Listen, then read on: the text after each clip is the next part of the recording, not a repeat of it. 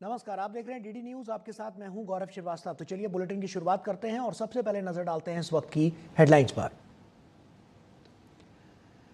जनगणना 2027 का पहला चरण 1 अप्रैल से शुरू होगा। गृह मंत्रालय ने जारी की अधिसूचना। पहले चरण के तहत इस साल 1 अप्रैल से 30 सितंबर तक सभी राज्यों और केंद्र शासित प्रदेशों में बनाई जाएगी घरों की सूची। 8 से 11 जनवरी तक सोमनाथ में स्वाभिमान पर्व। बीजेपी ने फिर जवाहरलाल नेहरू पर साधा निशाना। कहा, अतीत में सोमनाथ को मोहम्मद गजनी और खिलजी ने लूटा, लेकिन आजाद भारत में भगवान सोमनाथ से सबसे अधिक पंडित नेहरू को थी नफरत। जेएनयू में प्रधानमंत्री मोदी और गृह मंत्री अमित शाह के खिलाफ लगे विवादित नारों पर दिल्ली पुलिस का एक्शन। जेएनयू के मुख्य सुरक्षा अधिकारी की शिकायत के बाद दिल्ली पुलिस ने दर्ज की एनसीआर। प्रधानमंत्री नरेंद्र मोदी और इजराइल के पीएम बेंजामिन नेतन्याहू की फोन पर हुई बातचीत। दोनों नेताओं के बीच रणनीतिक साझेदारी मजबूत करने और काउंटर टेररिज्म जैसे मुद्दों पर हुई चर्चा। और आर्थिक मोर्चे पर देश के लिए खुशखबरी। बजट से पहले वित्त वर्ष 2025 से 26 के लिए पहला अग्रिम अनुमान जारी। जीडीपी की विकास दर 7.4% रहने की उम्मीद।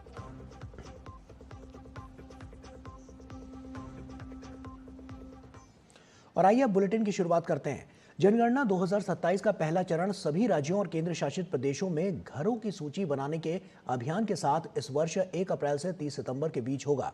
बुधवार को जारी एक सरकारी अधिसूचना में यह जानकारी दी गई। इस दौरान प्रत्येक राज्य और केंद्र शासित प्रदेश द्वारा 30 दिन की अवधि निर्दिष्ट की गई है। और गृह मंत्रालय द्वारा जारी अधिसूचना में कहा गया है कि घरों की सूची बनाने के 30 दिन के अभियान शुरू होने से ठीक पहले 15 दिनों की अवधि में स्वगणना कराने का विकल्प भी होगा। हर 10 वर्षों में होने वाली जनगणना कोविड-19 महामारी के कारण स्थगित कर दी गई थी। ये पहले 2021 में होनी थी। जनगणना करने की ये कवायद 2 चरणों में संपन्न की जाएगी। अप्रैल से सितंबर 2026 तक घरों की सूची बनाना और आवास गणना, और फरवरी 2027 में आबादी की गणना।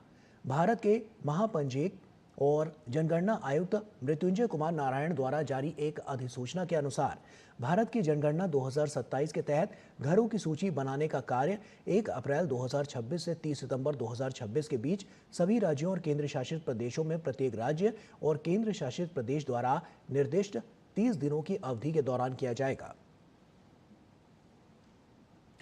सोमनाथ मंदिर भारत के 12 ज्योतिर्लिंगों में प्रथम है, जो भारतीय सभ्यता और आस्था का प्रतीक है।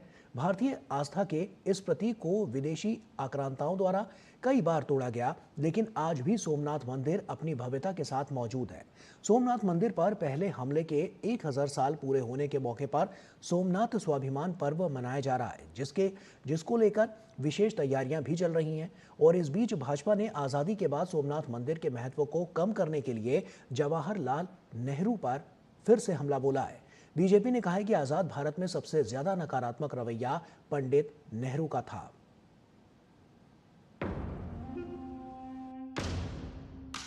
गुजरात के प्रसिद्ध सोमनाथ मंदिर पर विदेशी आक्रांताओं के हमले के 1000 साल पूरे हो गए हैं।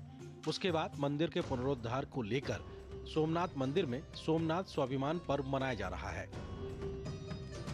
आजादी के बाद सोमनाथ मंदिर का जीर्णोद्धार कराया गया।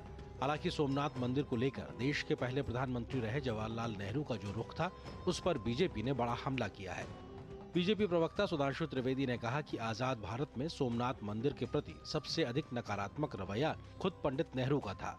सुधांशु त्रिवेदी ने नेहरू की धर्मनिरपेक्षता पर सवाल खड़े करते हुए कहा, जहां इतिहास में सोमनाथ को विदेशी आक्रमणकारियों ने लूटा, वहीं स्वतंत्र भारत में नेहरू ने इसके पुनर्निर्माण और प्रतीकात्मक महत्व को कमजोर करने की पूरी कोशिश की। भारत के प्रथम प्रधानमंत्री श्री जवाहरलाल नेहरू जी से हमारा कोई व्यक्तिगत विरोध नहीं है। जो विरोध है वो सैद्धांतिक और व्यवहारिक है। जैसे श्री नरेंद्र मोदी जी एक व्यक्ति नहीं है, एक अधिष्ठान है, उसी प्रकार जवाहरलाल नेहरू जी एक नेता नहीं है, बल्कि एक विचार के प्रतीक हैं। और वो विचार भारत के लिए कितना भयावह और खौफनाक था, और उसके उस असली चेहरे के ऊपर कितना बड़ा पर्दा डाल के रखा गया था, वो आज जानने की आवश्यकता है।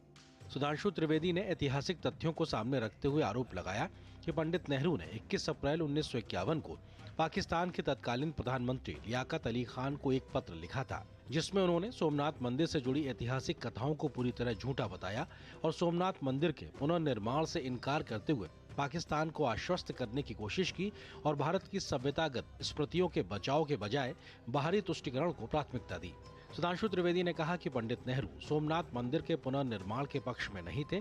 नेहरू ने कैबिनेट मंत्रियों के साथ साथ तत्कालीन राष्ट्रपति डॉक्टर राजेंद्र प्रसाद और उपराष्ट्रपति डॉक्टर सर्वपल्ली राधाकृष्णन को भी पत्र लिखकर न सिर्फ पुनर्निर्माण पर सवाल उठाए, बल्कि उद्घाटन समारोह में शामिल न होने की सलाह दी।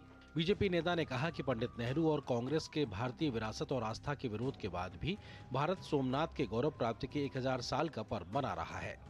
आज आवश्यकता है उस यथार्थ को दुनिया तक पहुंचाने की, भारत के उस आत्म गौरव को, भारत की उस शक्ति को और भारत की उस श्रेष्ठता को सम्मान देने की, जो संपूर्ण विश्व को मार्गदर्शन देना चाहती है।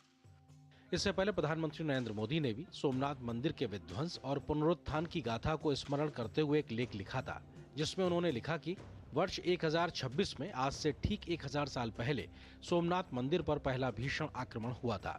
इसका उद्देश्य केवल एक मंदिर को तोड़ना नहीं था, बल्कि भारत की आस्था और सांस्कृतिक आत्मा को कुचलना था। फिर भी सहस्त्राब्दियों के बाद आज भी सोमनाथ मंदिर पूरे गौरव के साथ खड़ा है और बताता है कि आस्था को ना तो मिटाया जा सकता है और ना ही झुकाया जा सकता है।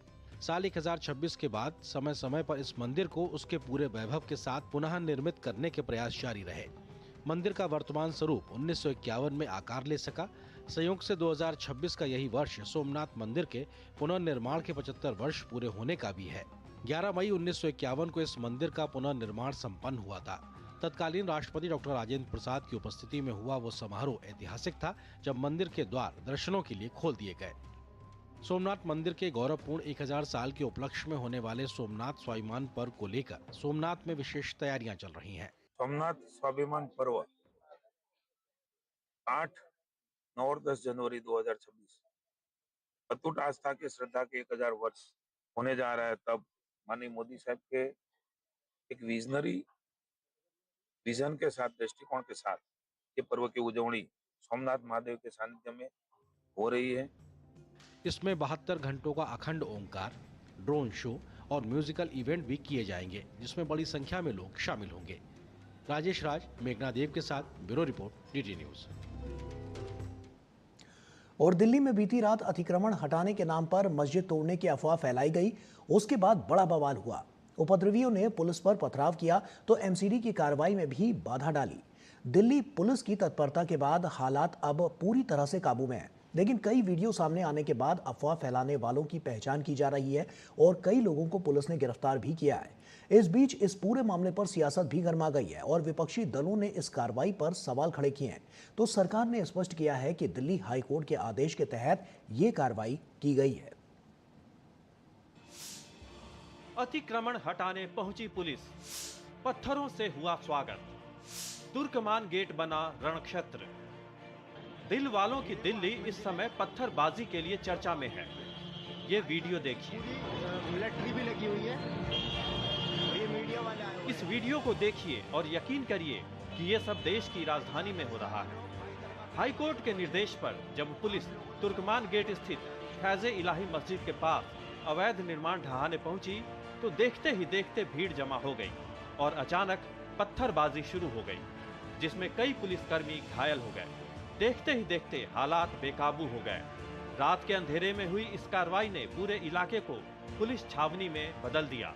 दिल्ली में फैज़े इलाही मस्जिद के आसपास के इलाके में अतिक्रमण के खिलाफ रात को 1 बजे एमसीडी की कार्रवाई होती है, जिसके बाद जहां मेरी मौजूदगी है ये वो इलाके की मेन गली है जहां पर देर रात इस कार्रवाई के विरोध में पत्थरबाजी होती है। एमसीडी ने फैज़े इलाही मस्जिद के अलावा मस्जिद के पास बने बाकी निर्माण को अवैध घोषित किया था। बीते 4 जनवरी को भी एमसीडी के अधिकारियों ने मौका मुआयना किया था और अतिक्रमण वाले हिस्से की निशानदेही की थी। को ये फैज़े इलाही मस्जिद है और इसी के आसपास देखिए चारों तरफ इस तरीके से करीब 40,000 स्क्वायर फीट जो जमीन थी वहाँ पर अवैध अतिक्रमण किया गया था। यहाँ पर बारात घर यहाँ पर बनाया गया था, बैंक्वेट हॉल यहाँ पर था, साथ ही डायग्नोसिस सेंटर यहाँ पर बनाया गया था, साथ ही कई व्यावसायिक प्रतिष्ठान जो थे यहाँ पर अतिक्रमण करके बनाए गए थे, और जिसको कि हाईकोर्ट के आदेश के बाद एमसीडी और दिल्ली पुलिस ने देर रात यहाँ पर कार्रवाई करी है। पुलिस मामले की छानबीन कर आरोपियों की तलाश में जुटी हुई है। जब एमसीडी की कार्रवाई हो रही थी तब सपा सांसद मुहिबुल्लाह नदवी भी पहुंचे थे। पुलिस के साथ बहस का एक वीडियो भी सामने आया है। पुलिस ने इस मामले में 5 लोगों को गिरफ्तार किया है और 10 से 15 लोगों को हिरासत में लिया गया है। 100-150 के करीब उपद्रवी थे यहाँ पे, जिन्होंने पुलिस में पथराव किया, और उनमें से 5 को काबू कर लिया गया और बाकियों की भी हमारे पास इमेजेस हैं। दिल्ली के मेयर राजा इकबाल सिंह का कहना है कि एमसीडी ने हाईकोर्ट के आदेश का पालन किया है। सरकार काम करती है, हम तो जनहित की बात करते हैं, मगर उसमें क्या होता है, कई बार एंगल बदल देते हैं कुछ धार्मिक लोग, सामाजिक लोग एंगल बदल देते हैं, लोगों को गुमराह करते हैं, अफवाहें फैलाते हैं। जहां दिल्ली को साफ सुथरा और खूबसूरत बनाने की कोशिश हो रही है, तो इस पूरे घटनाक्रम पर सियासत भी जमकर हो रही है। कांग्रेस एक बार फिर तुष्टीकरण की राजनीति कर रही है, तो दिल्ली में राज कर चुकी आम आदमी पार्टी का अलग ही आलाप जारी है। वहीं बीजेपी ने सवाल किया कि राजधानी में इन पत्थरबाजों के हाथ में पत्थर किसने दिए। अतिक्रमण नहीं हटाना है, मस्जिदें तोड़नी है। अतिक्रमण के नाम पर आप मस्जिदों को तोड़ोगे, मदरसों के ऊपर बुलडोजर चलाओगे, यही तो देश में चल रहा है। पूरे दिल्ली के अंदर डिमोलिशन, लोगों के घर को उजाड़ने का काम ये सरकार कर रही है। जिस तरह से पुलिस पर पथराव किया गया है, तो ये सोचने का विषय है कि दिल्ली जैसी राजधानी में इन पत्थरबाजों के हाथ में जिन लोगों ने पत्थर दिए वो हाथ किसके हैं, वो चेहरे कौन से हैं? क्योंकि ये तो धार्मिक उन्माद को भड़काने की कोशिश थी। फिलहाल हालात काबू में है, लेकिन सियासत जारी है। पुलिस हालात पर पैनी नजर रखे हुए है और बाकी आरोपियों की तलाश जारी है। मोहित शुक्ला और अजीत द्विवेदी के साथ ब्यूरो रिपोर्ट, डीडी न्यूज। और वहीं जेएनयू में विवादित नारेबाजी पर दिल्ली पुलिस ने एक्शन लिया है। दिल्ली पुलिस ने इस मामले में एनसीआर यानी गैर संज्ञेय रिपोर्ट दर्ज कर ली है। वसंत कुंज नॉर्थ पुलिस स्टेशन में अज्ञात लोगों के खिलाफ एनसीआर दर्ज की गई है। पुलिस ने एनसीआर नंबर 02/26 दर्ज किया है और इसमें बीएनएस की धारा 352, 353 और 3 को शामिल किया गया है। ये धाराएं मुख्य रूप से शांति भंग करने और भड़काऊ बयानों के जरिए तनाव पैदा करने के संबंधित है। दरअसल 5 जनवरी की रात को जेएनयू कैंपस में प्रधानमंत्री नरेंद्र मोदी और गृह मंत्री अमित शाह के खिलाफ विवादित नारे लगाए गए थे, जिसके बाद 6 जनवरी को जेएनयू प्रशासन ने पुलिस को औपचारिक शिकायत भी सौंपी थी। लिहाजा अब पुलिस ने मामला दर्ज कर लिया है और जांच तेज कर दी गई है। कर्नाटक के हुबली में भारतीय जनता पार्टी की महिला कार्यकर्ता के साथ पुलिस द्वारा की गई बदसलूकी को लेकर सियासी घमासान तेज हो गया है। केंद्रीय राज्य मंत्री शोभा करंदलाजे ने कांग्रेस सरकार पर निशाना साधते हुए पुलिस कार्रवाई की कड़ी निंदा की है। उन्होंने आरोप लगाया है कि एसआईआर को विफल करने के लिए कांग्रेस साजिश रच रही है और बीजेपी कार्यकर्ताओं को जानबूझकर निशाना बनाया जा रहा है। शोभा करंदलाजे ने हुबली धारवाड़ पुलिस आयुक्त से इस मामले में 3 केस दर्ज करने की मांग की है। कर्नाटक के हुबली में बीजेपी कार्यकर्ता सुजाता हंडी की गिरफ्तारी के विरोध में बीजेपी की महिला कार्यकर्ताओं ने पुलिस स्टेशन का घेराव किया। सुजाता पर अपहरण और हत्या के प्रयास सहित कई मामले दर्ज हैं, लेकिन बीजेपी कार्यकर्ताओं का आरोप है कि उनकी गिरफ्तारी अवैध है। बीजेपी कार्यकर्ताओं का दावा है कि इसके पीछे कांग्रेस की मेयर सवर्णा कलकुंटला का हाथ है और इस दौरान पुलिस और बीजेपी कार्यकर्ताओं के बीच तीखी बहस भी हुई है।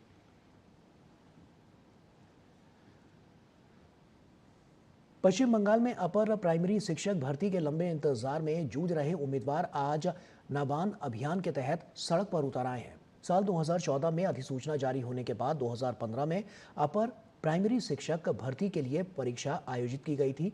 उस भर्ती प्रक्रिया में भ्रष्टाचार के आरोपों के चलते कलकत्ता उच्च न्यायालय ने मेरिट लिस्ट को रद्द कर दिया था और इसके बाद जो नई भर्ती प्रक्रिया शुरू हुई उसमें भी भ्रष्टाचार के आरोप लगे। 2014 की अधिसूचना के बाद भ्रष्टाचार के आरोपों से जूझती प्रक्रिया में अब तक केवल 8,000 पद भरे गए हैं, जबकि 6,000 रिक्तियां अब भी अधर में लटकी हुई हैं। भ्रष्टाचार से परेशान अभ्यर्थियों ने विधानसभा चुनाव से ठीक पहले आज फिर से सड़क पर उतरने का फैसला किया है। आंदोलन आंदोलन जो है वो चलता रहेगा, क्योंकि हमको जो लगता है, हम हिस्ट्री के स्टूडेंट हैं, आंदोलन अगर आप करोगे तो वो कभी बेकार नहीं जाते, कभी ना कभी आपको सक्सेस ज़रूर मिलेगा। बैठेंगे जितने दिन हम लोगों का नियोग नहीं होगा, जितने दिन उस टाइम उस मातंगिनी मूठ के नीचे ही हम लोग बैठेंगे और देना पड़ेगा। मैं मुख्यमंत्री से मेरी बात करती हूँ, मैं अनुरोध करती हूँ, हम लोगों का नियोग कर दीजिए। उत्तराखंड के अंकिता भंडारी केस में कांग्रेस और आप द्वारा बीजेपी नेता के नाम को जोड़ने को लेकर दिल्ली हाईकोर्ट दुष्यंत गौतम को राहत दी है और कांग्रेस और आप को सोशल मीडिया से दुष्यंत गौतम के नाम को हटाने का आदेश दिया है। दुष्यंत गौतम ने कांग्रेस और आप नेताओं पर मानहानि का मुकदमा किया है। आप नेता ने दिल्ली हाईकोर्ट के आदेश को मानने से इनकार कर दिया है और इस बीच इस मुद्दे पर राजनीतिक बयानबाजी जारी है। अंकिता भंडारी केस में दिल्ली हाईकोर्ट से भाजपा नेता दुष्यंत गौतम को बड़ी राहत मिली है। दिल्ली हाईकोर्ट ने कांग्रेस और आम आदमी पार्टी को निर्देश दिया है कि वो 24 घंटे के अंदर सोशल मीडिया से उन पोस्ट को हटा दें जिनमें भाजपा नेता दुष्यंत को 2022 के अंकिता भंडारी मर्डर केस से जोड़ा गया है। कोर्ट ने साथ ही कहा है कि आगे भी कांग्रेस, आम आदमी पार्टी या बाकी की ओर से ऐसा कोई कंटेंट पोस्ट या सर्कुलेट नहीं होना चाहिए। कोर्ट के आदेश के बाद भाजपा ने इसे कांग्रेस और आम आदमी पार्टी की गंदी राजनीति का मुंहतोड़ जवाब बताया, तो वहीं भाजपा नेता दुष्यंत गौतम ने कांग्रेस और आम आदमी पार्टी पर जमकर निशाना साधा। ये एक बहुत बड़ी जीत है, सच्चाई की जीत है और ये दिखाता है कि जो ओछी, घटिया, हल्की राजनीति कांग्रेस पार्टी और आम आदमी पार्टी और विपक्षी दल कर रहे थे, उनको ये करारा तमाचा है और झूठ की हार हुई है और सत्य की जीत हुई है। बार बार उसका नाम लेकर अपनी राजनीतिक रोटियां सेकने का काम कांग्रेस, आम आदमी पार्टी, यूकेडी लोग, सभी लोग कर रहे थे। इन राजनीतिक दलों के द्वारा अब हमारी मान हानि की गई, हमारे सम्मान को तोड़ा गया। कोर्ट के आदेश के बावजूद आम आदमी पार्टी के नेता सौरभ भारद्वाज पोस्ट डिलीट नहीं करने पर अड़े हुए हैं। उन्होंने सोशल मीडिया पर पोस्ट कर लिखा, मैं ये पोस्ट डिलीट नहीं करूंगा, आप जो चाहें करें, मैं इसके लिए जेल जाने को भी तैयार हूं। हम अंकिता भंडारी के लिए न्याय चाहते हैं। फिलहाल इस मामले में दिल्ली हाईकोर्ट के आदेश के बावजूद राजनीति में आरोप प्रत्यारोप जारी है। हालांकि विपक्ष को ये समझना होगा कि कोर्ट के फैसले का सम्मान करना लोकतांत्रिक देश के लिए बेहद जरूरी होता है। दिल्ली से विकास सारथी के साथ bureau report, DD news.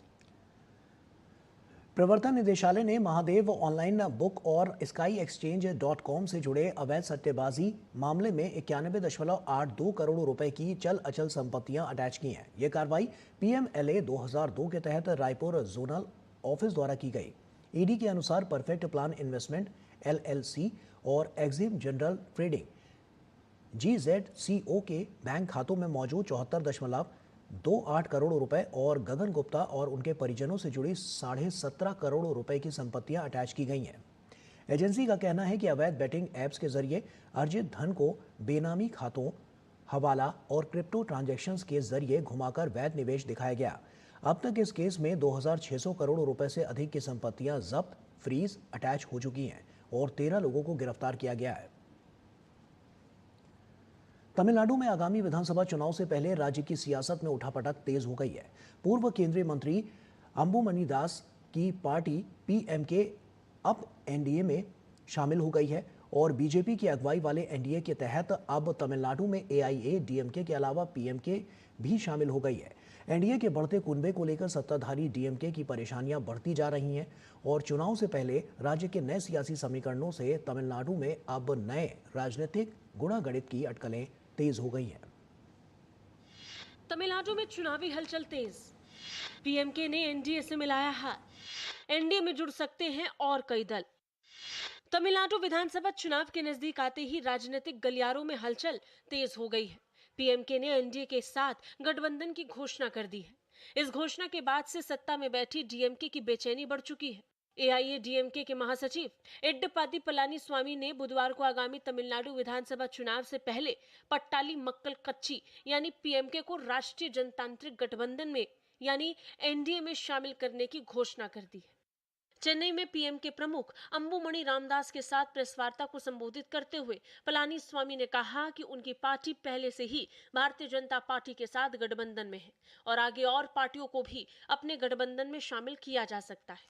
We had met the leader of the AIADMK, Mr. Edappadi Palaniswamy, and confirmed the alliance of Patali Makal Katchi, PMK, with the ADMK-led front for the Tamil Nadu Assembly elections. And we will contest this election under the leadership of the ADMK in Tamil Nadu. And we definitely will come to power without a doubt, because people of Tamil Nadu are very angry with the ruling party, the DMK. PMK के NDA में शामिल होने पर जहां DMK खेमे में हलचल है, वहीं भाजपा नेता इस पर खुशी जता रहे हैं। We are very happy PMK has aligned with that officially. They have joined and repeatedly, definitely there will be good news for NDA. Not only good news for NDA, good news for people of Tamil Nadu. Double engine government, as our Honorable Prime Minister always says, development. Double engine government can be expected in Tamil Nadu. So 2026 will be a winning year for us. Tamil Nadu में विधानसभा चुनावों की घोषणा में अब लगभग 2 महीने का समय शेष है। ऐसे में तमिलनाडु में इस नए समीकरण के बाद राजनीतिक तपिश बढ़ गई है। हाल ही में केंद्रीय गृह मंत्री अमित शाह के तमिलनाडु दौरे के बाद गठबंधन की गतिविधियों में तेजी आई है। Bureau report, DD news. और नागपुर में मेट्रोपॉलिटन सर्विलांस यूनिट्स की राष्ट्रीय समीक्षा बैठक हुई। केंद्र ने बैठक में शहरी रोग निगरानी प्रणाली की प्रगति की समीक्षा की। बैठक में शहरी सार्वजनिक स्वास्थ्य तैयारियों को मजबूत करने पर जोर दिया गया। विशेषज्ञों ने प्रारंभिक पहचान और समन्वित प्रतिक्रिया के महत्व पर भी चर्चा की, ताकि शहरी क्षेत्रों में स्वास्थ्य संकटों को प्रभावी तरीके से निपटा जा सके। आज़ादी के अमृत महोत्सव के अवसर पर भारत ने सार्वजनिक स्वास्थ्य के क्षेत्र में अहम उपलब्धियां हासिल की हैं। देश भर में 50,373 सरकारी स्वास्थ्य संस्थानों को राष्ट्रीय गुणवत्ता आश्वासन मानक NQAS के तहत प्रमाणित किया गया है। ये लक्ष्य 31 दिसंबर 2025 तक सभी राज्यों और केंद्र शासित प्रदेशों में पूरा हुआ। 2015 में 10 जिला अस्पतालों से शुरू हुई ये पहल अब उप जिला अस्पतालों, CHC और आयुष्मान आरोग्य मंदिरों तक पहुंच चुकी है। ये उपलब्धि सार्वभौमिक स्वास्थ्य कवरेज और आत्मनिर्भर भारत की दिशा में बड़ा कदम है। तेलंगाना की कांग्रेस सरकार ने मौलाना आजाद राष्ट्रीय उर्दू विश्वविद्यालय को कारण बताओ नोटिस जारी किया है। मामला है मणिकोंडा में विश्वविद्यालय को 1998 में आवंटित 200 एकड़ भूमि में से खाली पड़ी 50 एकड़ जमीन का। राजस्व विभाग ने पूछा कि ये जमीन वापस क्यों नहीं ली जानी चाहिए। इस मुद्दे ने राजनीतिक रंग भी पकड़ लिया है। बीआरएस ने कांग्रेस सरकार पर निशाना साधते हुए इसकी तुलना HCU के कांचा गचिबौली विवाद से की है। वहीं भाजपा नेता बंडी संजय ने सवाल उठाया है कि अगर खाली जमीन पर कार्रवाई हो सकती है तो पुराने शहर में ओवैसी भाइयों के कॉलेज पर नजर क्यों नहीं है।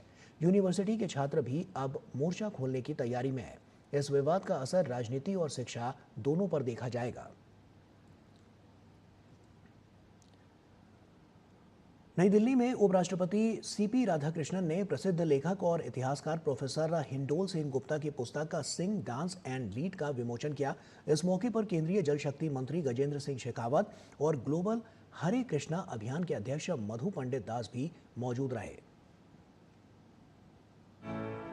नई दिल्ली में उपराष्ट्रपति CP राधाकृष्णन ने प्रसिद्ध लेखक और इतिहासकार प्रोफेसर हिंडोल सेन गुप्ता की पुस्तक सिंग, डांस और लीड का विमोचन किया। यह पुस्तक इस्कॉन के स्थापक श्रील प्रभुपाद की आध्यात्मिक चेतना, सांस्कृतिक मूल्य और नेतृत्व के गहरे दर्शन को प्रस्तुत करती है। इस अवसर पर उपराष्ट्रपति ने कहा कि श्रील प्रभुपाद की शिक्षाएं आज के आधुनिक युग में पहले से कहीं अधिक प्रासंगिक हैं। उनकी शिक्षाएं व्यक्ति को आंतरिक अनुशासन, नैतिक नेतृत्व और आत्म चेतना का मार्ग दिखाती है। I hope this book will encourage readers to reflect on their own journeys, whether in governance, education, business, or community life. The Sing, Dance and Lead will stimulate reflection, dialogue and inspiration, and will carry forward the timeless message of Swami Prabhupada to the newer generations. कार्यक्रम में केंद्रीय मंत्री गजेंद्र सिंह शेखावत ने कहा कि श्रील प्रभुपाद ने भारतीय दर्शन और आध्यात्मिक ज्ञान को वैश्विक जन आंदोलन का स्वरूप दिया है। Sing, Dance and Lead presents Srila Prabhupada, not only as a spiritual teacher, but as a transformational leader whose methods remain deeply relevant today and will be forever. Global Hare Krishna अभियान के अध्यक्ष मधु पंडित दास ने कहा कि श्रील प्रभुपाद ने भगवत गीता और भारतीय दर्शन को विश्व के कोने कोने तक पहुंचाया और आध्यात्मिक नेतृत्व का वैश्विक मॉडल प्रस्तुत किया। Every gesture of an acharya holds great significance. It is essential for all of us to learn about a great personality and benefit from his leadership lessons. Therefore, I feel this book, Sing, Dance, Lead, authored by Professor Hindol Sengupta, will serve that purpose and benefit one and all. यह पुस्तक श्रील प्रभुपाद को समर्पित है, जो उनकी शिक्षाओं के माध्यम से मानवता का मार्ग प्रदर्शित करती है। Chandrashekhar, TD news. और दिल्ली के कामायनी ऑडिटोरियम में हमारे राम नाटक का भव्य मंचन आयोजित किया गया। कार्यक्रम में बीजेपी अध्यक्ष और केंद्रीय मंत्री जेपी नड्डा ने मुख्य अतिथि के रूप में शिरकत की। मंचन का मुख्य आकर्षण रहे फिल्म अभिनेता आशुतोष राणा, जिन्होंने अन्य कलाकारों के साथ मिलकर प्रभावशाली अभिनय प्रस्तुत किया। दर्शकों ने नाटक की सराहना की और आयोजन को अत्यंत सफल बताया। कृषि इनपुट की गुणवत्ता सुनिश्चित करने और ग्रामीण आजीविका को सशक्त बनाने की दिशा में केंद्र सरकार ने आज एक बड़ा और ऐतिहासिक कदम उठाया है। नई दिल्ली में केंद्रीय कृषि और ग्रामीण विकास मंत्री शिवराज सिंह चौहान, केंद्रीय संचार मंत्री ज्योतिरादित्य सिंधिया और राज्य मंत्री चंद्रशेखर पेम्मासानी की मौजूदगी में 2 अहम समझौता ज्ञापनों पर हस्ताक्षर किए गए। इन समझौते के जरिए जहां किसानों को नकली बीज, खाद और कीटनाशकों से राहत मिलेगी, वहीं ग्रामीण बहनों दीदियों की आय बढ़ाने और गांव-गांव तक बैंकिंग सेवाएं पहुंचाने का रास्ता भी खुलेगा। इस अवसर पर शिवराज सिंह चौहान ने कहा कि लखपति दीदियां ग्रामीण भारत की आर्थिक रीढ़ हैं और नए समझौते से बहनों दीदियों को बैंकिंग सेवाओं से जोड़कर उनकी आमदनी में बड़ा इजाफा होगा। वहीं ज्योतिरादित्य सिंधिया ने कहा कि कीटनाशक, बीज और खाद के सैंपलों की सुरक्षित व डिजिटल ट्रैकिंग से जांच प्रक्रिया पारदर्शी बनेगी और किसानों को नकली व घटिया कृषि इनपुट से राहत मिलेगी। सरकार का कहना है कि ये पहल विकसित भारत के संकल्प को जमीन पर उतारने की दिशा में एक ठोस कदम है। NRLM सचमुच में कई बार उसकी उपलब्धियां आश्चर्यचकित कर देती है। मुझे नहीं लगता कि दुनिया में इससे शक्तिशाली और बड़ा उदाहरण कोई होगा बहनों को गरीबी मुक्त करने का। और आज का ये MOU उनके जीवन में एक नया प्रकाश और लेके आएगा, एक नई ताकत देगा, एक नई शक्ति देगा।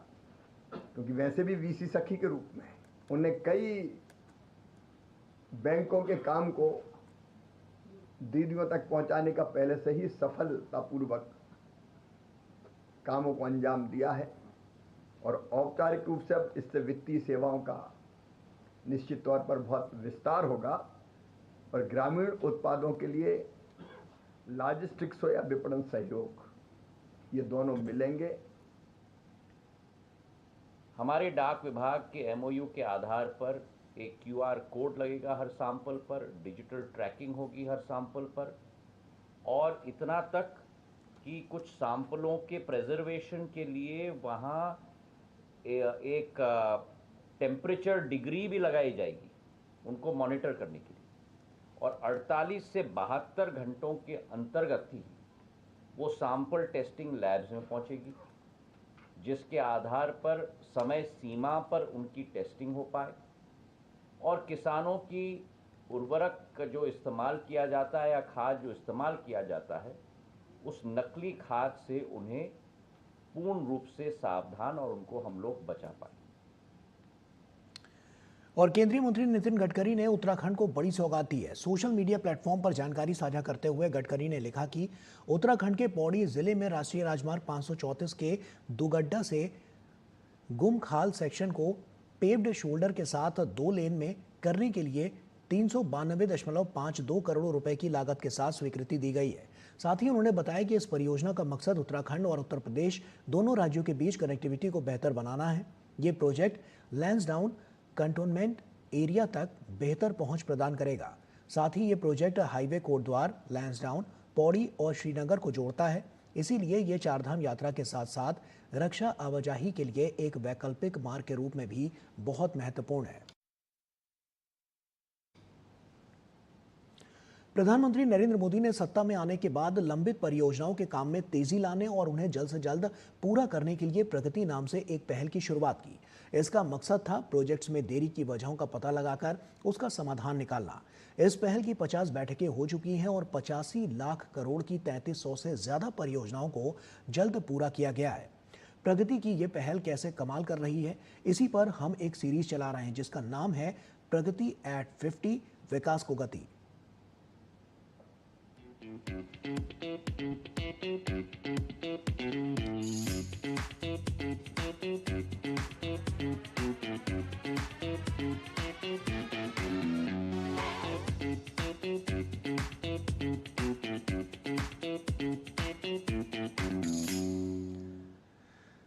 प्रधानमंत्री नरेंद्र मोदी के नेतृत्व में शुरू की गई प्रगति पहल पहले से लंबित बड़ी औद्योगिक और बुनियादी ढांचा परियोजनाओं को नई रफ्तार दे रही है। इस मंच के जरिए केंद्र और राज्यों के बीच बेहतर तालमेल तो बना ही है, साथ ही परियोजनाओं को तय समय पर पूरा करने पर भी खास जोर दिया जा रहा है। इसका बड़ा फायदा मिला है भिलाई इस्पात संयंत्र को, जहां प्रधानमंत्री की नियमित समीक्षा और स्पष्ट दिशा निर्देशों ने आधुनिकीकरण और क्षमता विस्तार की प्रक्रिया को गति दी है।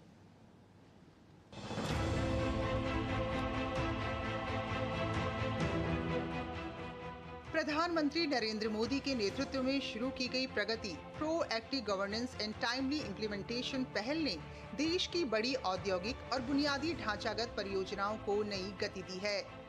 ये मंच न केवल केंद्र और राज्यों के बीच समन्वय को मजबूत करता है, बल्कि वर्षों से लंबित परियोजनाओं को समयबद्ध तरीके से पूरा करने में निर्णायक भूमिका भी निभा रहा है। प्रगति पहल का प्रत्यक्ष लाभ भिलाई इस्पात संयंत्र को मिला है। प्रधानमंत्री की नियमित समीक्षा, स्पष्ट दिशा निर्देश और परिणाम आधारित शासन मॉडल ने भिलाई स्टील प्लांट के आधुनिकीकरण और क्षमता विस्तार की प्रक्रिया को न केवल गति प्रदान की, बल्कि इसने संयंत्र को तकनीकी रूप से अधिक सक्षम, प्रतिस्पर्धी और भविष्य के अनुरूप बनाने में काफी मदद की। माननीय प्रधानमंत्री जी की प्रगति पहल ने भिलाई इस्पात संयंत्र के क्षमता विस्तार की प्रक्रिया को पूर्ण करने के में अत्यंत महत्वपूर्ण योगदान दिया, जिसके लिए समस्त भिलाई बिरादरी उनके शुक्रगुजार है। भविष्य में भी राष्ट्रीय इस्पात नीति के तहत भिलाई इस्पात संयंत्र अपनी उत्पादन क्षमता को बढ़ाने के लिए प्रतिबद्ध एवं प्रयासरत है। इसका परिणाम है कि भिलाई इस्पात संयंत्र आज देश में रेल उत्पादन का अग्रणी केंद्र बन चुका है। यहाँ की यूनिवर्सल रेल मिल में दुनिया की सबसे लंबी रेलों का निर्माण किया जा रहा है, जो भारतीय रेलवे के साथ साथ देश की औद्योगिक और लॉजिस्टिक क्षमता को नई ऊंचाइयों पर ले जा रही है। आधुनिक तकनीक से निर्मित उच्च गुणवत्ता वाली रेलें तेज रफ्तार और भारी माल ढुलाई दोनों के लिए उपयुक्त हैं। भिलाई स्टील प्लांट इस्पात बनाने में देश में अग्रणी इस्पात संयंत्र रहा है और इसमें कई आधुनिकीकरण हुए हैं, जिसमें कि जो अभी हाल में ही 4.5 मिलियन टन से 7.5 मिलियन टन उत्पादन के लिए भिलाई स्टील प्लांट ने प्रयास किया था, जिसके तहत यूनिवर्सल रेल मिल, एक नई ब्लास्ट फर्नेस, एक नया स्टील मेल्टिंग शॉप और बार एंड रॉड मिल की स्थापना हुई थी। ये जो बार एंड रॉड मिल है, ये इसी विस्तारीकरण का ही एक अंश है। प्रगति के माध्यम से मिले समर्थन ने भिलाई संयंत्र में हजारों प्रत्यक्ष और परोक्ष रोजगार सृजित किए हैं। आधुनिक संयंत्र ने स्थानीय युवाओं को तकनीकी कौशल, स्थायी आजीविका और सम्मानजनक रोजगार उपलब्ध कराया है। हमारे भिलाई स्टील प्लांट में इस प्रगति प्रोजेक्ट के कारण हमारे प्रधानमंत्री की तरफ से जो परियोजना चली थी प्रगति प्रोजेक्ट, उसके तहत हमारे भिलाई स्टील प्लांट में बहुत सारे परिवर्तन बहुत तेज गति से हुए और इसका असर हमारे पूरे देश के डेवलपमेंट पे पड़ा। जैसे हमारे यहाँ 13 mm के रेल के पटरी का निर्माण पहले हुआ करते थे, जो अभी 260 मीटर के हो रहे हैं और इससे हमारे रेल परियोजनाओं को जल्दी करने में बहुत मदद मिल रही है। प्रगति केवल एक समीक्षा मंच नहीं, बल्कि नए भारत के निर्माण का माध्यम बन चुका है, जहां नीति, तकनीक और श्रम एक साथ मिलकर देश की प्रगति की नई कहानी लिख रहे हैं।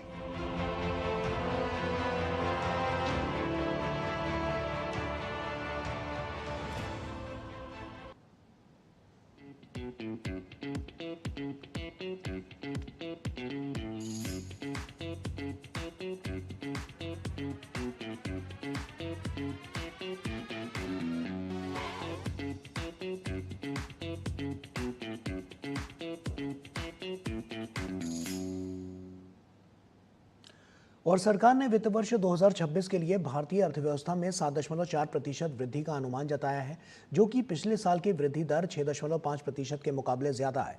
सांख्यिकी मंत्रालय ने यह अनुमान जारी किया है, जो भारतीय अर्थव्यवस्था के लिए एक सकारात्मक संकेत है। इस मजबूत वृद्धि का मुख्य कारण सेवा क्षेत्र में आ रही तेजी है, जिसमें 7.3% की वृद्धि का अनुमान है।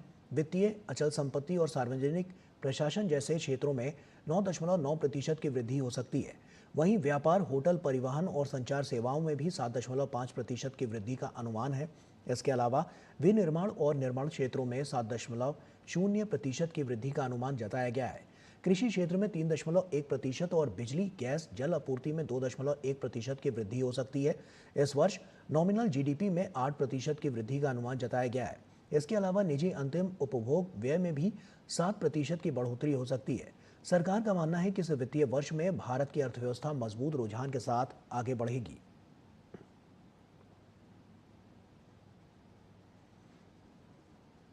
भारत ने पवन ऊर्जा क्षमता में नया कीर्तिमान स्थापित किया है। साल 2025 देश की पवन ऊर्जा यात्रा के लिए ऐतिहासिक साबित हुआ है। 31 दिसंबर 2025 तक भारत की पवन ऊर्जा क्षमता बढ़कर 54.51 गीगावाट हो गई है, जो एनर्जी सेक्टर के बढ़ते दायरे को और मजबूती उसकी दर्शाती है। ये जानकारी केंद्रीय नवीन और नवीकरणीय ऊर्जा मंत्री प्रहलाद जोशी ने सोशल मीडिया पर साझा की है। प्रहलाद जोशी ने कहा है कि प्रधानमंत्री नरेंद्र मोदी के दूरदर्शी नेतृत्व में देश एक टिकाऊ, आत्मनिर्भर और भविष्य के लिए तैयार पावर इकोसिस्टम के निर्माण की दिशा में मजबूती से आगे बढ़ रहा है। असम के मुख्यमंत्री डॉक्टर हिमंता बिस्वा शर्मा ने धेमाजी में मुख्यमंत्री महिला उद्यमिता अभियान के तहत 32,892 लाभार्थी महिलाओं को 10-10 हजार रुपए के चेक सौंपे। इनमें 28,458 महिलाएं असम ग्रामीण आजीविका मिशन से जुड़ी हुई हैं, जबकि शहरी आजीविका मिशन से जुड़ी 4,434 महिलाओं को इसका लाभ मिला है। धेमाजी विधानसभा क्षेत्र में आयोजित एक विशाल जनसभा के दौरान मुख्यमंत्री शर्मा ने महिलाओं को ये चेक सौंपे। मुख्यमंत्री ने इसके बाद इसी स्कीम के तहत लखीमपुर जिले के ढाकुआका में स्वयं सहायता समूहों से जुड़ी 35,000 महिलाओं को 10-10 हजार रुपए के चेक वितरित करने की शुरुआत की। और अब बात वीबी जी राम जी की।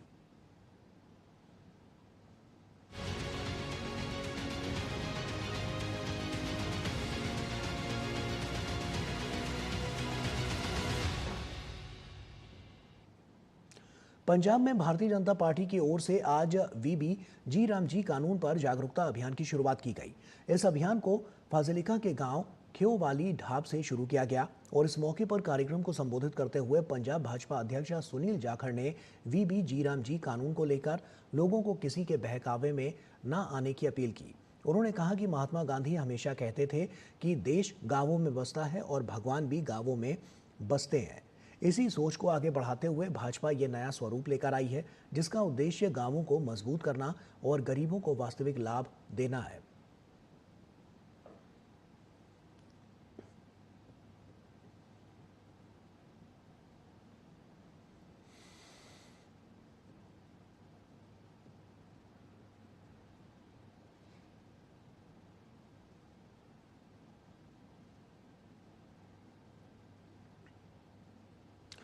कक्षा 10वीं और 12वीं की बोर्ड परीक्षाओं से पहले छात्रों का हौसला बढ़ाने के लिए प्रधानमंत्री नरेंद्र मोदी एक बार फिर सीधे संवाद की तैयारी में है। परीक्षा पर चर्चा का आयोजन जनवरी 2026 में किया जाना है। परीक्षा पे चर्चा के जरिए प्रधानमंत्री मोदी न सिर्फ छात्रों बल्कि अभिभावकों और शिक्षकों से भी बात करते हैं। और इसको लेकर प्रधानमंत्री नरेंद्र मोदी ने बुधवार को अपने एक्स प्लेटफॉर्म पर लिखा कि 10वीं और 12वीं की परीक्षाओं के साथ इस साल की परीक्षा पे चर्चा भी नज़दीक आ रही है। परीक्षा के विभिन्न पहलुओं पर छात्रों, अभिभावकों और शिक्षकों के साथ बातचीत करने का इंतजार है। इसमें विशेष रूप से परीक्षा के तनाव से निपटने के तरीके, शांत और आत्मविश्वासी बने रहने और मुस्कुराते हुए परीक्षा देने के उपायों पर चर्चा होगी। प्रधानमंत्री ने कहा कि मैं एग्जाम वॉरियर्स के प्रश्नों और उनके अनुभवों को सुनना चाहता हूं, जिससे बाकी परीक्षार्थी भी प्रेरित हो सकें। जाहिर है कि बोर्ड परीक्षा से पहले ये संवाद लाखों छात्रों के लिए संबल बनेगा। छात्रों के साथ प्रधानमंत्री के लोकप्रिय संवाद कार्यक्रम परीक्षा पे चर्चा के नवे संस्करण में शामिल होने के लिए देश भर के छात्रों में जबरदस्त उत्साह देखा जा रहा है। माई गोव पोर्टल पर गत 1 दिसंबर को शुरू की गई ऑनलाइन परीक्षा पे चर्चा प्रतियोगिता में अब तक 4 करोड़ से अधिक पंजीकरण हो चुके हैं, जो अपने आप में एक रिकॉर्ड है। कार्यक्रम के पिछले संस्करण में 3 करोड़ 56 लाख से अधिक पंजीकरण हुए थे। इस बार पंजीकरण कराने वालों में 3 करोड़ 75 लाख छात्रों के अलावा करीब 23 लाख शिक्षक और 5 लाख से अधिक अभिभावक हैं। कक्षा 6 से 12 के छात्र इस प्रतियोगिता में शामिल होने के लिए 11 जनवरी तक पंजीकरण करा सकते हैं। वरिष्ठ भाजपा नेता और पूर्व केंद्रीय मंत्री कविंद्र पुरकायस्थ का बुधवार की शाम निधन हो गया। कविंद्र पुरकायस्थ ने असम के सिलचर मेडिकल कॉलेज और अस्पताल में अंतिम सांस ली। वो 95 साल के थे। कविंद्र के निधन की खबर मिलते ही मंत्री कौशिक रॉय और कई भाजपा नेता और कार्यकर्ता उन्हें श्रद्धांजलि देने अस्पताल पहुंचे। कविंद्र पुरकायस्थ ने 1980 में असम और पूर्वोत्तर में भाजपा की स्थापना में महत्वपूर्ण भूमिका निभाई थी। वे 1991 में सिलचर निर्वाचन क्षेत्र से लोकसभा के लिए चुने गए थे। 1998 में उन्होंने प्रधानमंत्री अटल बिहारी वाजपेयी की मंत्रिपरिषद में कार्य किया और दूरसंचार और सूचना प्रौद्योगिकी राज्य मंत्री का पद संभाला। राष्ट्रपति द्रौपदी मुर्मू ने पूर्व केंद्रीय मंत्री कविंद्र पुरकायस्थ के निधन पर शोक व्यक्त किया है। उन्होंने सोशल मीडिया प्लेटफॉर्म एक्स पर लिखा, वरिष्ठ नेता कविंद्र पुरकायस्थ जी के निधन से व्यथित हूँ। सांसद और केंद्रीय मंत्री के रूप में श्री पुरकायस्थ ने निष्ठा से जनता की सेवा की। उन्होंने असम की प्रगति के लिए अथक प्रयास किए। उनके परिवार और प्रशंसकों के प्रति मेरी हार्दिक संवेदनाएं।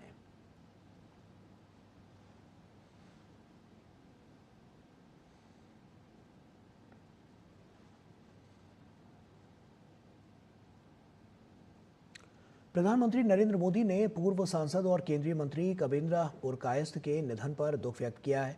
प्रधानमंत्री ने सोशल मीडिया प्लेटफॉर्म एक्स पर कहा है कि उन्होंने समाज सेवा के प्रति उनकी प्रतिबद्धता, असम के विकास में योगदान और राज्य में बीजेपी को मजबूत करने में उनकी भूमिका को याद किया है। वहीं प्रधानमंत्री ने शोक संतप्त परिवार और समर्थकों के प्रति संवेदना भी व्यक्त की है।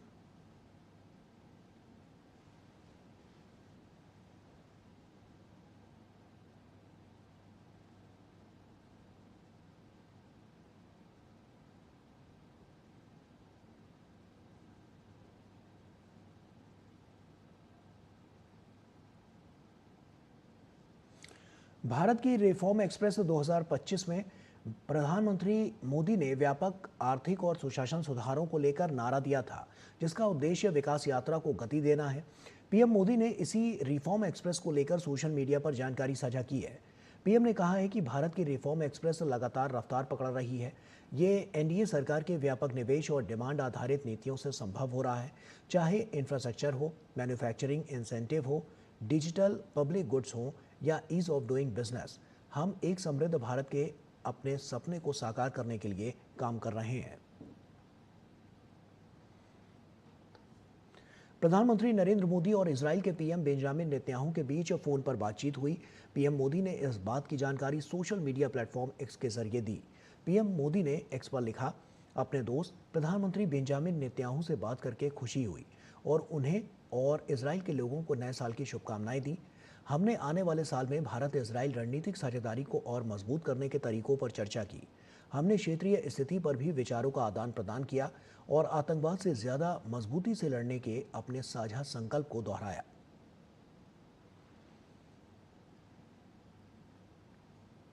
विदेश मंत्री डॉक्टर एस जयशंकर ने पेरिस में फ्रांस के विदेश मंत्री जीन नोएल बैरॉट से मुलाकात की।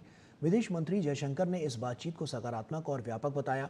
डॉक्टर जयशंकर ने कहा कि जीन नोएल बैरॉट के साथ हुई विस्तृत चर्चा भारत फ्रांस स्ट्रैटेजिक पार्टनरशिप की सहजता और गहराई को दर्शाती है। दोनों नेताओं ने द्विपक्षीय सहयोग को और मजबूत करने के उपायों पर विचार किया। साथ ही भारत यूरोपीय संघ के जुड़ाव को नए और ऊंचे स्तर पर ले जाने को लेकर भी चर्चा की। बैठक के दौरान समकालीन वैश्विक घटनाक्रमों पर भी दोनों देशों के विदेश मंत्रियों ने अपने अपने विचार साझा किए। France is amongst our oldest strategic partner, the first in Europe. And I believe, Minister, that our continuous conversation is an important part of nurturing that relationship. Now, our particular meeting takes place in the larger context of considerable global uncertainty. And in such a situation, it is natural that strategic partners consult very closely. We must and we are making full use of the various mechanisms we have in different domains. We've just had a very productive exchange of views on global and regional issues. So I'm very confident that the session we're going to have on bilateral cooperation will take forward our wide-ranging agenda, perhaps generate new ideas how to implement Horizon 2047 roadmap. As you noted, apart from our bilateral ties, we are both very active in the international arena. So as two nations committed to multipolarity, I believe that working together is important for ourselves, also for stabilizing the global politics at this stage. नई दिल्ली के राय पिथौरा सांस्कृतिक परिसर में भगवान बुद्ध से संबंधित पवित्र पिपरावा अवशेषों की भव्य अंतर्राष्ट्रीय प्रदर्शनी आम लोगों के लिए खुली है। ये प्रदर्शनी अगले 6 महीने हफ्ते के 7 दिनों तक सुबह 9 बजे से रात 9 बजे तक खुली रहेगी, जिसमें निःशुल्क प्रवेश है। ये प्रदर्शनी पहली बार उन पिपरावा अवशेषों को एक साथ लाती है जिन्हें एक सदी से भी अधिक समय के बाद स्वदेश वापस लाया गया है, और साथ ही पिपरावा से प्राप्त उन प्रामाणिक अवशेषों और पुरातात्विक सामग्रियों को भी प्रदर्शित करती है जो राष्ट्रीय संग्रहालय नई दिल्ली और भारतीय संग्रहालय कोलकाता के संग्रह में संरक्षित हैं। पिछले दिनों प्रधानमंत्री नरेंद्र मोदी ने पवित्र पिपरावा अवशेषों की भव्य अंतर्राष्ट्रीय प्रदर्शनी का उद्घाटन किया था।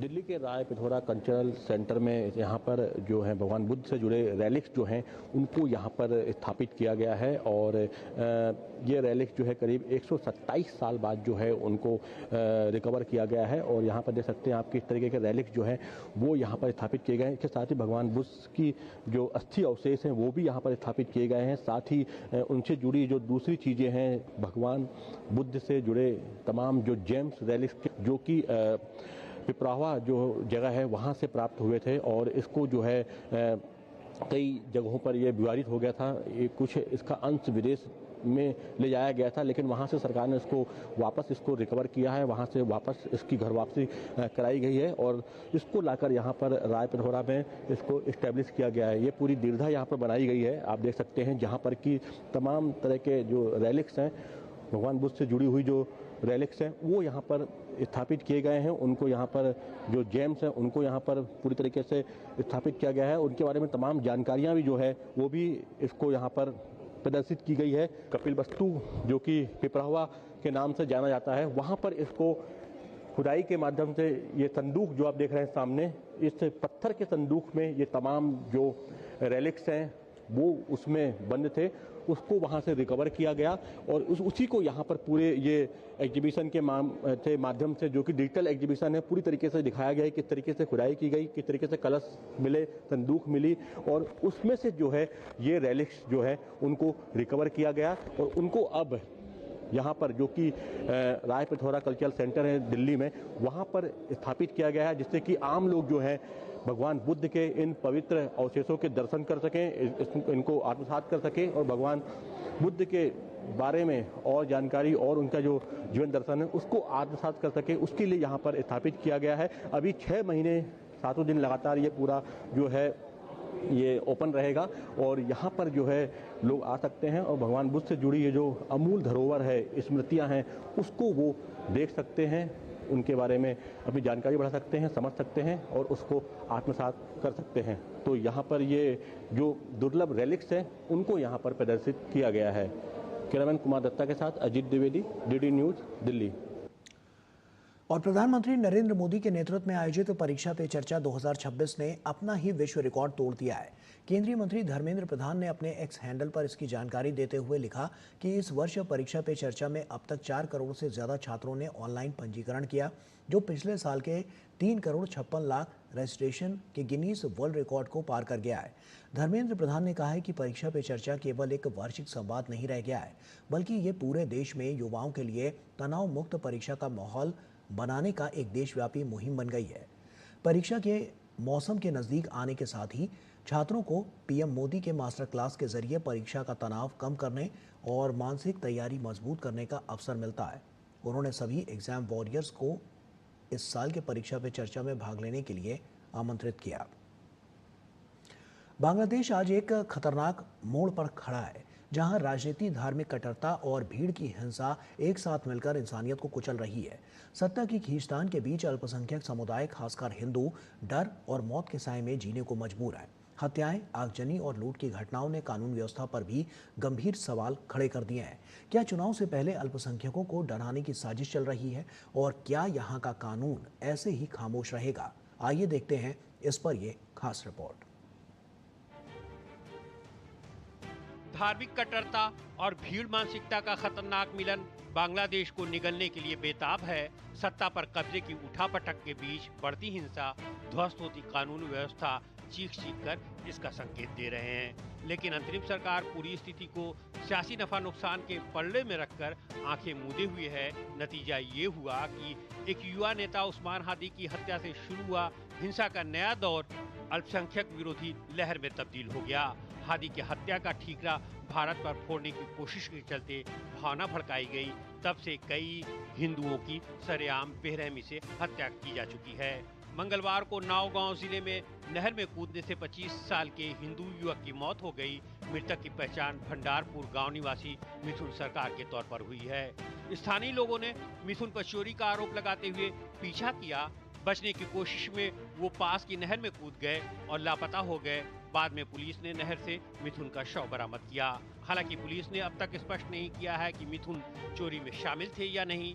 इससे पहले सोमवार को नरसिंदी जिले में एक हिंदू दुकानदार शरद चक्रवर्ती मणि की धारदार हथियारों से हत्या कर दी गई थी। इसी दिन एक और हिंदू व्यापारी राणा प्रताप बैरागी को गोली मारकर कत्ल कर दिया गया। बांग्लादेश हिंदू बौद्ध ईसाई एकता परिषद ने चुनाव से पहले अल्पसंख्यकों के साथ हिंसा की घटनाओं में बढ़ोतरी को लेकर चिंता जताई है। संगठन के अनुसार पिछले साल दिसंबर से अब तक कम से कम 51 घटनाओं में अल्पसंख्यक समुदाय के सदस्यों को निशाना बनाया गया है, जिनमें हत्या के 10 मामले भी शामिल हैं। संगठन द्वारा जारी किए गए बयान में आगजनी, बलात्कार, लूट की घटनाओं का विवरण दिया गया है। संगठन का कहना है कि बढ़ती हिंसा के कारण अल्पसंख्यक समुदाय में भय का माहौल है। संगठन ने आशंका जताई है कि हमलावर चुनाव से पहले अल्पसंख्यकों को डराने की कोशिश कर रहे हैं। सरकार और चुनाव आयोग से उचित कदम उठाने की अपील की है। हादी हत्या मामले में पुलिस की चार्जशीट का रुख शेख हसीना की पार्टी की युवा इकाई की तरफ मुड़ गया है, लेकिन अल्पसंख्यकों के उत्पीड़न का सिलसिला फिलहाल बंद होता नहीं दिखाई दे रहा है। पुलिस हत्या का कारण राजनीतिक प्रतिशोध बता रही है, लेकिन इनकलाब मंच पुलिस की इस थ्योरी पर विश्वास करने को तैयार नहीं है। उधर चुनावी शोर भी गति पकड़ने लगा है। बीएनपी के कार्यवाहक अध्यक्ष तारिक रहमान ताज़ा सर्वेक्षणों के नतीजों से गदगद पार्टी को जीत दिलाने के लिए मैदान में कूद चुके हैं। उनका कहना है कि 1971 के मुक्ति संग्राम के बिना बांग्लादेश की कल्पना ही नहीं की जा सकती है। इस बीच बांग्लादेश ने इस साल दिसंबर तक भारत की सरकारी स्वामित्व वाली नुमालीगढ़ रिफाइनरी लिमिटेड से 14.62 अरब टका की कीमत से 1,80,000 टन डीजल का आयात करने पर मुहर लगा दी है।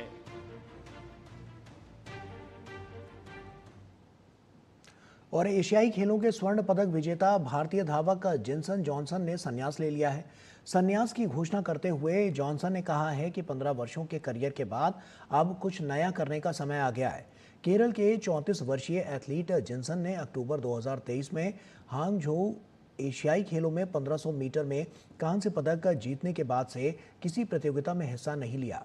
उनके करियर का सर्वश्रेष्ठ पल 2018 जकार्ता एशियाई खेलों में 1500 मीटर में 3 मिनट 44.72 सेकंड के समय से स्वर्ण पदक जीतना रहा। इन्हीं खेलों में उन्होंने 800 मीटर में रजत पदक भी जीता था।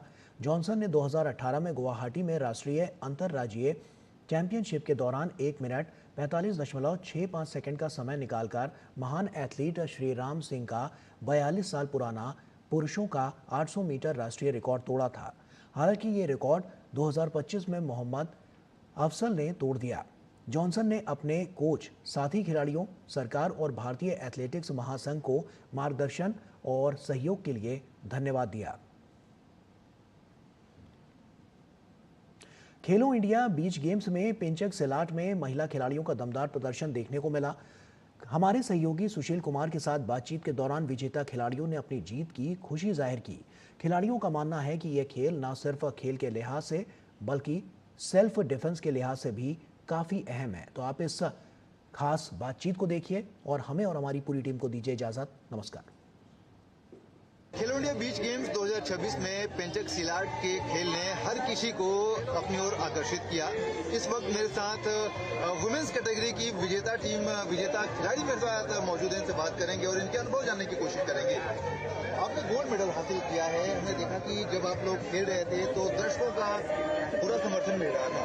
पेंचक सिलाट एक नया खेल है और इस तरह के खेल में जब आपको दर्शकों से इस तरह का प्रोत्साहन मिलता है तो कैसा अनुभव रहा आपका? काफ़ी बेहतरीन महसूस होता है और हम इस प्लेटफॉर्म में अपना स्टेट रिप्रेजेंट कर पा रहे हैं, ये हमारे लिए काफ़ी गर्व की बात है। तो यहाँ पे स्टेज और प्लेटफॉर्म पे आने के लिए सबसे पहले तो पूरा क्रेडिट हम अपने कोच फीलिया थॉमस मैम को देना चाहेंगे। ठीक है, आपने सिल्वर मेडल हासिल किया है, बड़ा कड़ा मुकाबला था, क्या कहना चाहेंगे? कितनी खुश हैं और कितना क्या कहेंगे कि आपका जो पूरे मुकाबले के दौरान जो अनुभव रहा उसके बारे में? बड़ा शानदार रहा और बहुत अच्छा लगा, प्लेटफॉर्म मिला, परफॉर्मेंस दिया, सब कुछ अच्छा लगा। खेल को आगे आने में और ज्यादा फेमस होने में कितनी भूमिका अहम रहेगी? जी, ये प्लेटफॉर्म अपने आप शो कर रहा है कि पेंचिक सिलाट अब आम गेम रहा नहीं है। बिल्कुल ये जनता अब जानती है कि पेंचिक सिलाट कितना फेमस हो गया है और उम्मीद करूंगी आगे और ज़्यादा फेमस होगा। ओलंपिक में आएगा, एशियन गेम्स में आएगा और हम परफॉर्म करेंगे। होपफुली हमारी टीम बहुत अच्छा परफॉर्मेंस देगी और इंडिया के लिए मेडल लेके आएगी। ब्रॉन्ज मेडल आपके हाथ लगा, ये जीत कितनी मायने रखती है? जीत बहुत मायने लगती है, बट अगले बार प्रॉमिस करती हूँ महाराष्ट्र स्टेट से कि मैं पक्का गोल्ड मेडल जीत के लाऊंगी। जी, बहुत बहुत धन्यवाद डिटेल्स से बात करने के लिए। तो जाहिर सी बात है कि खिलाड़ी अपने प्रदर्शन से काफी खुश हैं, मेडल जीतकर खुश हैं और इनको उम्मीद है कि आने वाले गेम्स में, आने वाले बीच गेम्स में अपने प्रदर्शन में सुधार करके ये खिलाड़ी पदक हासिल करने में कामयाब होंगे। कैमरामैन नवीन के साथ मैं सुशील कुमार, डीडी न्यूज, दीव।